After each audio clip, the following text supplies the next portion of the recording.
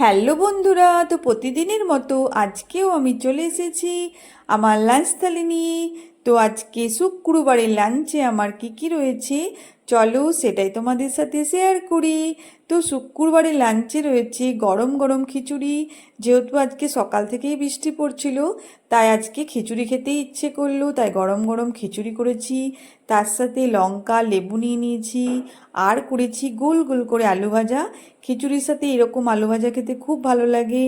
আর তার সাথে একটুখানি চিকেন ছিল, তো চিকেন কষা করে নিলাম। এটা আবার আমার হাজব্যান্ডের খুব প্রিয়, খিচুড়ি আর চিকেন কষা। তো হাজব্যান্ডের কথা ভেবেই চিকেনটা করলাম। তার সাথে একটু চাটনি করেছি। তো আমার মেয়ে আবার খিচুড়ির সাথে চাটনি খেতে খুব ভালোবাসে, যে কোনো চাটনি খেতেই ভালোবাসে। তো টমেটো ছিল, টমেটোরই চাটনি করলাম। আর খিচুড়ির সাথে সবচেয়ে বেশি যেটা ভালো লাগে সেটা হচ্ছে একটুখানি ঘি। এই ঘিটা দিলেই খিচুড়ির টেস্ট একদম পাল্টে যায়। আমার তো খুব ভালো লাগে খিচুড়ির সাথে ঘি খেতে। তো একটু ঘি নিয়ে নিলাম। তো কেমন লাগলো আমার শুক্রবারের লাঞ্চ থালি? শুভ দুপুর বন্ধুরা, সবাই ভালো থেকো, সবারই দিন খুব ভালোভাবে কাটুক। কাল আবার দেখা হবে। Good bye.